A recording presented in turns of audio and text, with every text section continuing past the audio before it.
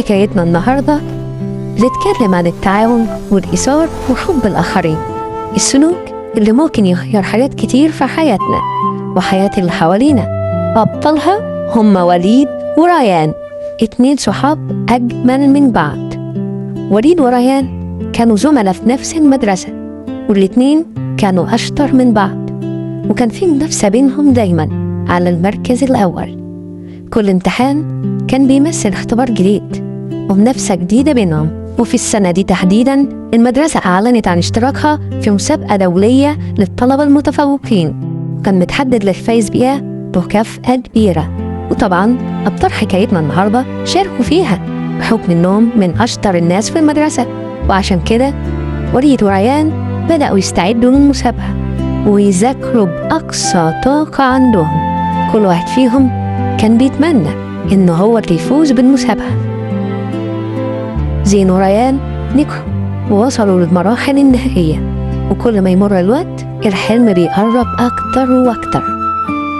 المرحلة النهائية كان فاضل عليها 3 أسابيع، وهنا حصلت مفاجأة غير متوقعة.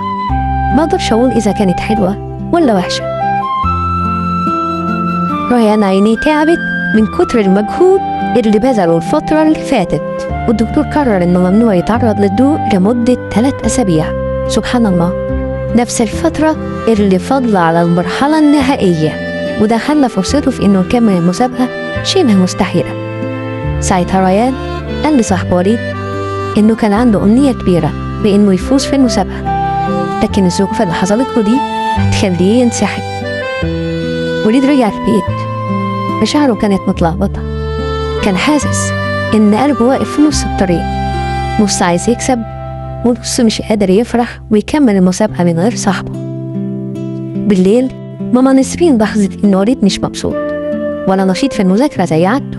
كانت حاسة إن في حاجة مزعلاه ومخلياه مهموم، وده اللي خلاها تحاول تتكلم معاه عشان تعرف إيه اللي مضايقه. وليد حكى لها كل اللي حصل بينه وبين ريان، وهنا ماما نسرين قالت له نصيحة كانت زي النور اللي نور جوه قلبه.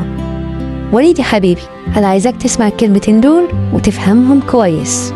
النجاح مش إنك تكسب المسابقة أو تفوز بالمكافأة.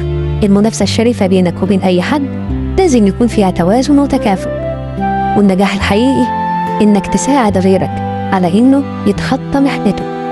ساعتها مش هيفرق مين فيكم اللي فاز، لأن قلبك هيكون مرتاح وهتحس بسعادة أكبر، والخير اللي هتعمله مع غيرك هيرجع لك أضعاف مضاعفة. وليد فضل طول الليل يفكر في كلام مامته، وبعد تفكير طويل قرر إنه يساعد ريان ويعوضه عن الفترة اللي فاتته. وفعلا بدأ يقعد معاه يذاكر له ويشرح له كل اللي فاته، كان بيدعمه عشان يقدر يكمل المسابقة. مرت الأيام بسرعة وريان قدر يكمل المسابقة لنهايتها، لحد ما جت اللحظة اللي كلهم مستنينها، لحظة إعلان النتيجة في حفلة كبيرة حضرها كل اللي شاركوا في المسابقة من بدايتها. مشرف في المسابقة هنى كل الطلبة اللي وصلوا للمرحلة النهائية، وبعد ما خلص كلمته الافتتاحية مسك الورقة اللي فيها اسم الفايز. الكل قلبه كان بيدق، كل واحد فيهم كان بيتمنى انه يفوز.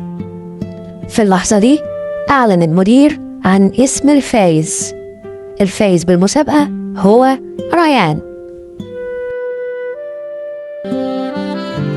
ريان ما كانش مصدق نفسه من الفرحة، جري على مامته وحضنها وهو بيعيط.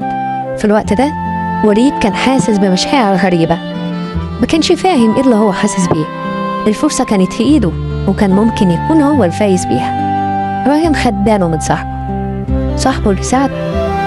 وفي الوقت اللي وليد ومامته كانوا خارجين من القاعة، ريان مسك الميكروفون وندى على صاحبه وليد وبدأ حكى كل حاجة حصلت معاه من يوم ما تعب، وازاي وليد قرر انه يساعده لغاية ما وصل للمرحلة النهائية وكسب المسابقة.